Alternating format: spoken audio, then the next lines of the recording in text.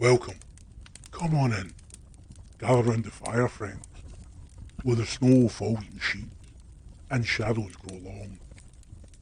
This isn't the season of cheer. Not here.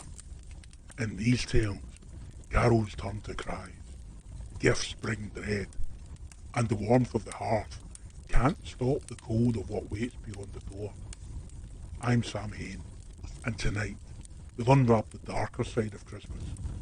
After all, winter isn't the only thing that bites. It was a moonless Christmas Eve when the storm overtook them. Snow whipped violently against the windscreen as Mark gripped the steering wheel, his knuckles pale. The headlights barely cut through the swirling flurry, and when the road finally vanished under a smooth sheet of white, he knew they had no choice. "Can't keep driving," Mark said. His voice was tight, his breath visible in the air. From the back seat, Rachel leaned forward. "Look, up ahead, there's a building." The outline of a large inn emerged from the storm, the windows dark, the sign out front cracked and unreadable.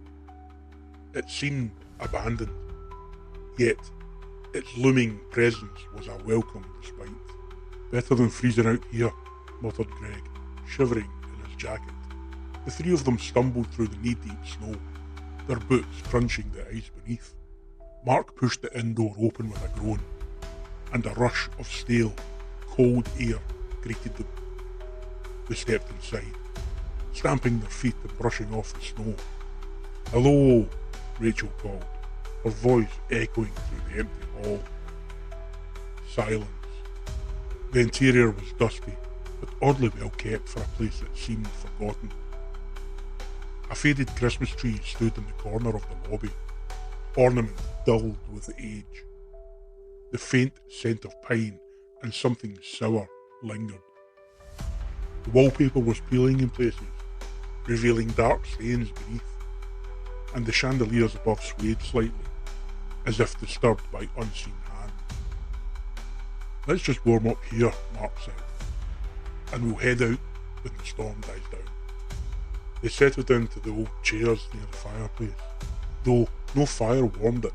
The cold seemed to seep from the walls themselves. Outside, the wind howled, but within the inn, there was a different kind of quiet, a brittle stillness that made Rachel uneasy. The air felt dense, like it was pressing down on them. "Doesn't it feel strange here?" she whispered. Greg laughed dryly. "It's just an old building. Our imaginations are playing tricks." But Mark's eyes were fixed on the window. The snowstorm outside was intensifying, yet through the shifting veil of white, he saw movement. "Did you hear that?" he asked. A distant, jingling, faint yet distinct, the sound of sleigh bells. "Maybe it's someone coming to help," Rachel said, her voice trembling with hope.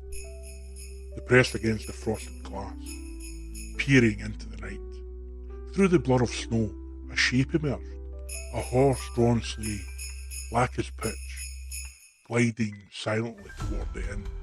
The horses were skeletal, their eyes hollow pits, their breath steaming unnaturally in the cold. The driver, if it could be called that, was wrapped in a cloak of shadow, its face obscured beneath the hood. The reins were clasped in claw-like hands. The sleigh slowed as it reached the inn. The bells attached to the harness rang with a hollow, metallic sound. With each chime, a cold dread tightened in their chest. Rachel's breath caught in her throat. "What's happening?"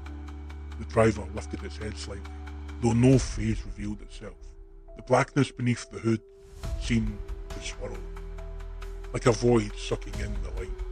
The sleigh bells rang again. Mark staggered back, clutching his chest. I feel like it's pulling something out of me." His face was drained of colour, beads of sweat freezing on his brow. His breath came in shallow gasps, and if the very air was being stolen from his lungs. Greg's eyes widened in terror. "It's not here to help us, it's here to take us." The driver raised an arm, long and skeletal, pointing directly at the window where they stood. The bells clanged louder, each note reverberating through their bodies, rattling their bones. Mark fell to his knees, gasping, his eyes hollowing out as if the very essence of him were being stripped away. His fingers clawed at the floor, his mouth opening in a silent scream, before his body crumpled into an empty husk. His eyes, now empty sockets, stared lifelessly ahead. "Mark!" Rachel shrieked, her voice breaking with panic. Greg grabbed her arm. "We have to get out of here, now." Turned to flee, but the door slammed shut with a deafening thud, an invisible force holding it fast. The air grew colder, the walls seemed to pulse, and a faint whispering filled the room, like thousands of voices muttering in agony. Rachel's eyes darted around the room, searching for another way out.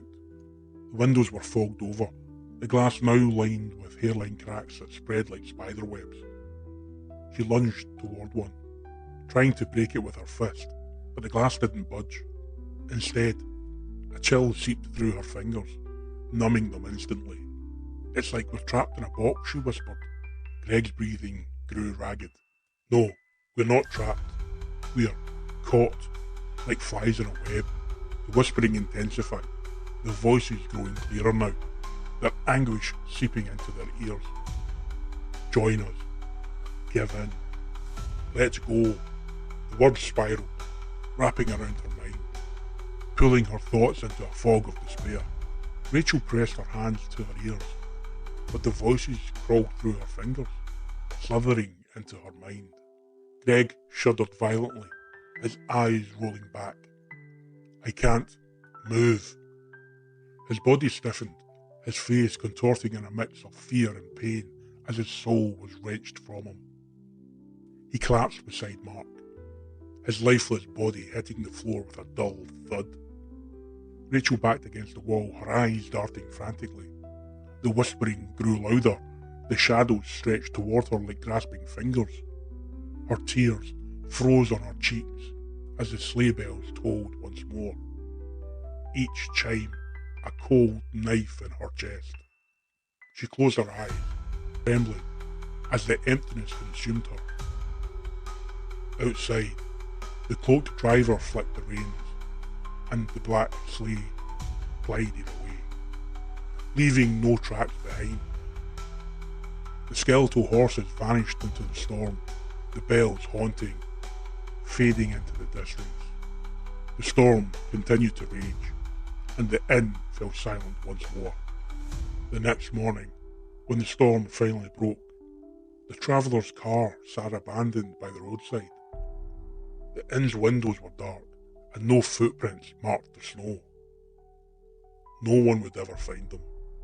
But sometimes, on Christmas Eve, when the wind carries the faint sound of, those who hear it know to stay far, far away.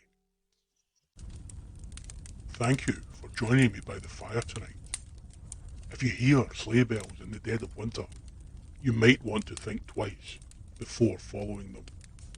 The Midnight Sleigh Ride is over for now, but the stories of chilling Christmas nights aren't done just yet. If you enjoyed this tale, don't forget to like, subscribe, and hit that bell. Just make sure it's not ringing from the shadows. Until next time, stay warm, stay safe, and remember, some rides are one way.